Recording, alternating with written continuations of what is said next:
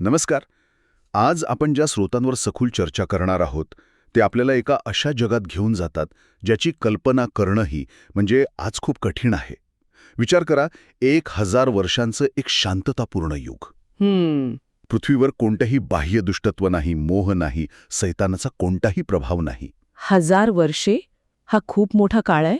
हो. आणि मग अचानक एका क्षणात त्याला तुरुंगातून मुक्त केलं जातं. मग काय होईल? जे लोक पिढ्यानपिढ्या अशा शुद्ध वातावरणात राहिले आहेत, ज्यांनी कधी मोह पाहिलाच नाही, ते या अचानक आलेल्या परीक्षेला कसे सामोरे जातील? आणि आपल्या स्रोतांमधला हाच खरा प्रश्न आहे. बरोबर. ही केवळ एका भविष्यातील युद्धाची कहाणी नाही, नाही का? अजिबात नाही. ही त्याहून खूप मोठी गोष्ट आहे. स्रोत या घटनेकडे एका युद्धापेक्षा जास्त एका वैश्विक न्यायाच्या प्रदर्शनाच्या रूपात पाहतात. वैश्विक न्यायाचा प्रदर्शन. हो. ही गोष्ट आहे विश्वासाच्या अंतिम परीक्षेची. ही गोष्ट आहे पापाला मुळापासून कायमचं कसं नष्ट केलं जाईल याची. स्रोत सांगतात की हा एक असा क्षण आहे जिथे देवाचा न्याय संपूर्ण सृष्टीसमोर, अगदी देवदूतांसमोरही सिद्ध केला जाईल. चला, तर मग हे प्रकरण उलगडून पाहूया. या 1000 वर्षांच्या युगाचं चित्र नेमकं कसं आहे? म्हणजे स्रोत काय सांगतात? तर स्रोत सांगतात की पृथ्वीवर कोणताही शाप नाही. लोक सामान्य जीवन जगत आहेत. लग्न करत आहेत, कुटुंब वाढवत आहेत. हो, आणि शांततेत राहत आहेत. पण त्याच वेळी काही विशेष लोक आहेत. जे शहीद झाले होते ते? अगदी. ते आता राजासारखे याजक म्हणून राज्य करत आहेत. पण त्यांचं आयुष्य वेगळं आहे. ते देवदूतांसारखे आहेत. ते लग्न करत नाहीत. आणि या सगळ्या शांततेमागचं मुख्य कारण म्हणजे सैतानाला कैद करून ठेवलं आहे. बरोबर. त्याला एका अथांग गर्तेत टाकण्यात आलं आहे. याचा अर्थ लोकांच्या आयुष्यात पाप करायला लावणारी कोणतीही बाह्य शक्ती नाही. पण इथे एक महत्वाचा मुद्दा आहे, नाही का? हो, खूप महत्वाचा. स्रोत सांगतात की व्यक्ती स्वतःच्या वासनेमुळे किंवा लोभामुळे परीक्षेत पडते. या 1000 वर्षांमध्ये बाहेरून मोह नसल्यामुळे लोकांच्या मनातील सुप्त इच्छा आणि वासना कधी तपासल्याच गेल्या नाहीत. नेमका हाच मुद्दा आहे. त्या सुप्त अवस्थेतच राहिल्या. म्हणजे वातावरण शुद्ध आहे, पण माणसाचं मन ते तसंच आहे. संधी मिळाली नाही म्हणून पाप घडलं नाही, पण याचा अर्थ असा नाही की पाप करण्याची इच्छाच मुळातून नष्ट झाली आहे. अगदी बरोबर. ती इच्छा एका झोपलेल्या ज्वालामुखीसारखी आहे. आणि 1000 वर्षांनंतर सैतानाला मुक्त करून देव त्या ज्वालामुखीतून धूर येतो का हे पाहण्याची संधी देतो. आणि स्रोत याचा उल्लेख करतात प्रकटीकरण 20:7 मध्ये, नाही का? हो, प्रकटीकरण 20:7 स्पष्ट म्हणतं, जेव्हा 1000 वर्षे पूर्ण होतील तेव्हा सैतान त्याच्या तुरुंगातून सोडला जाईल.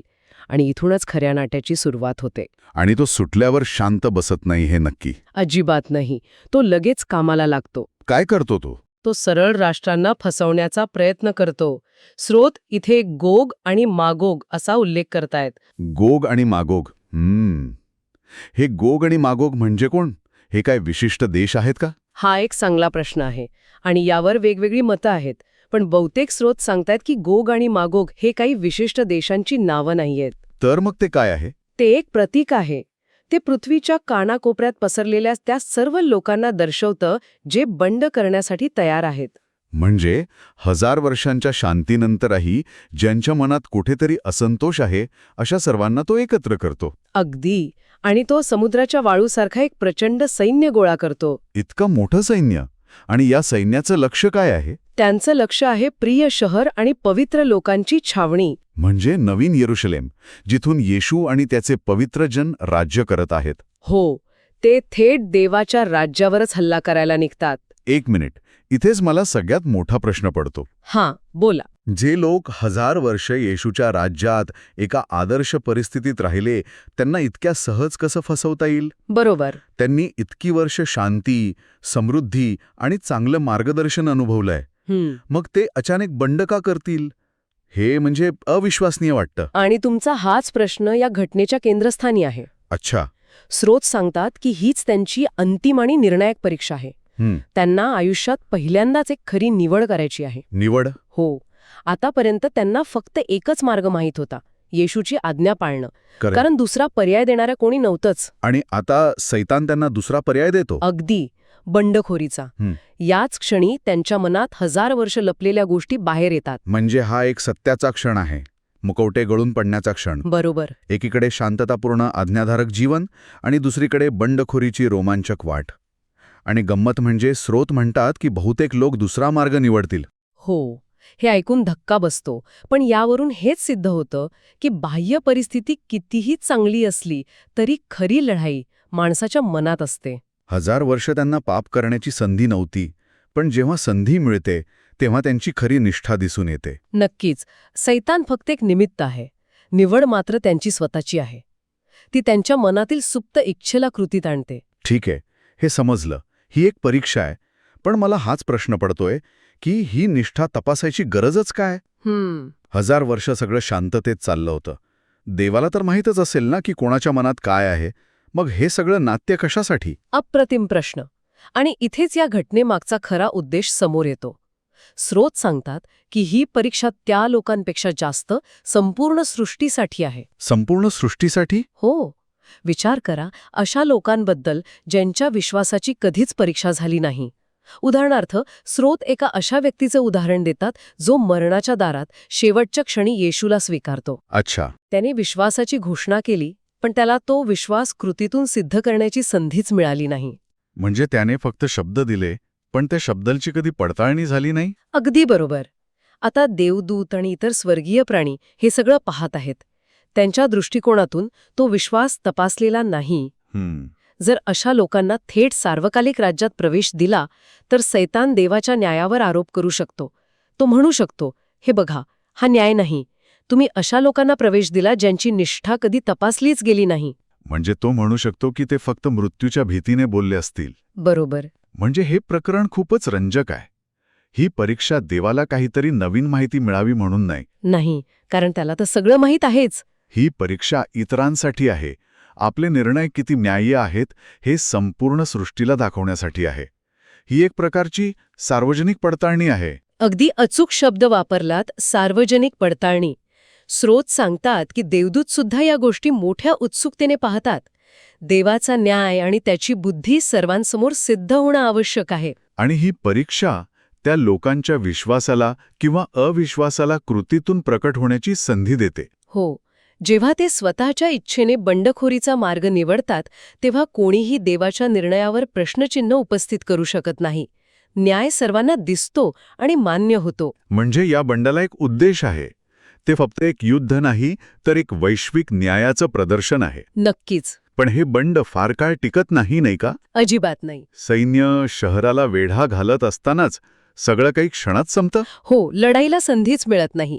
सैन्य शहराला वेढा घालतं आणि त्याच क्षणी आकाशातून आग येते आणि त्या सर्वांना जाळून टाकते.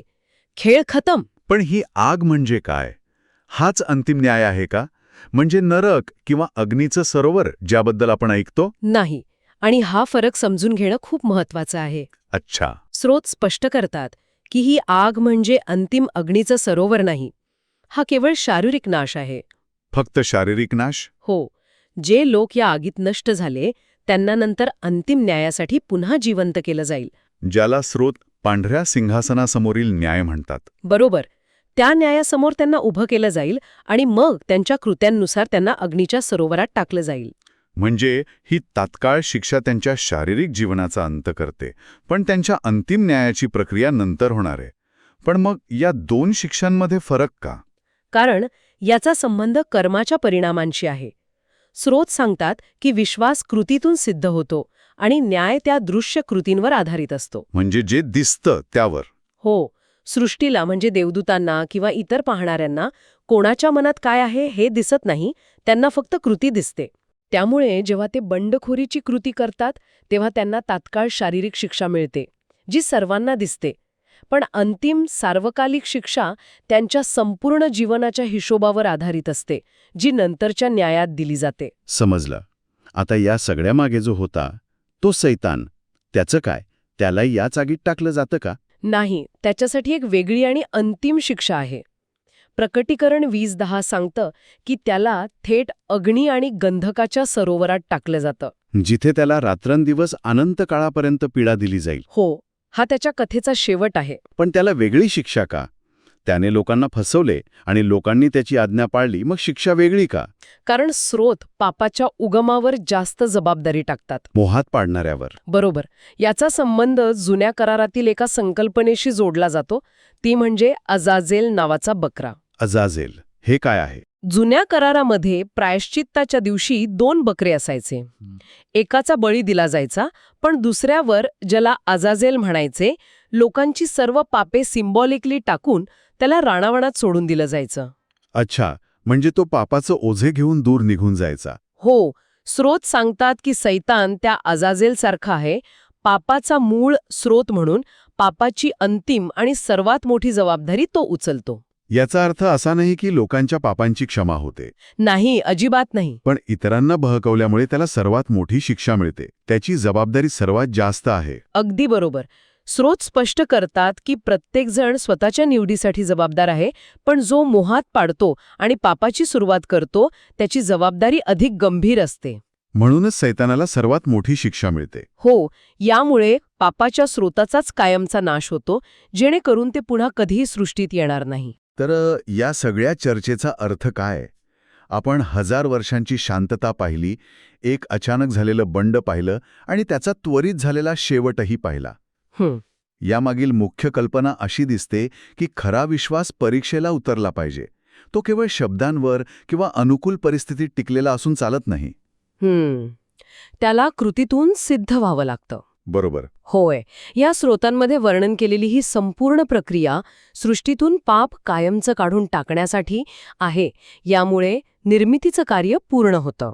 आणि देवाचं प्रेम आणि न्याय सिद्ध होतो. हो, अशा प्रकारे की ते सर्व सृष्टीसाठी निर्विवाद असेल. इथे आणखी एक महत्वाचा मुद्दा आहे. स्रोत शिक्षेच्या वेगवेगळ्या पातळ्यांचाही उल्लेख करतात. म्हणजे सर्वांना एकसारखी शिक्षा नाही. नाही, स्रोत सांगतात की अंतिम न्याय अत्यंत सूक्ष्म आणि निष्पक्ष असेल. प्रत्येकाला त्याच्या कृत्यानुसार न्याय मिळेल. अगदी. याचा अर्थ असा की जो इतरांना पाप करायला लावतो, जसं की सैतान, त्याची शिक्षा ज्याने फक्त पाप केला आहे त्याच्यापेक्षा जास्त असेल. जबाबदारी आणि परिणामांमध्ये फरक असेल. बरोबर. हे देवाच्या न्यायाची सखोलता आणि निष्पक्षता दर्शवते. हे केवळ पाप आणि पुण्य असं काळं पांढरं नाही, तर त्यात अनेक स्तर आहेत. हे खूपच महत्वाचं आहे. तर आजच्या या चर्चेतून आपण एका मोठ्या वैश्विक नाटकाचा शेवटचा अंक पाहिला. एक अशी परीक्षा जी केवळ माणसांसाठी नाही, तर देवाचा न्याय संपूर्ण सृष्टीसमोर सिद्ध करण्यासाठी आहे. श्रोत्यांसाठी एक शेवटचा विचार. स्रोत यावर जोर देतात की सृष्टी कोणाच्या मनात काय आहे हे पाहू शकत नाही, ती फक्त कृती पाहू शकते. हो. जर विश्वास शेवटी कृतीतूनच सिद्ध होत असेल, तर आपण रोज करत असलेल्या लहान सहान निवडी एका मोठ्या वास्तवाचं प्रतिबिंब कशा असू शकतील यावर विचार करायला हवा. नक्कीच. आपल्या कृती आपल्या हृदयातील खरी निष्ठा प्रकट करत असतात. जरी कोणतीही मोठी परीक्षा समोर नसली तरी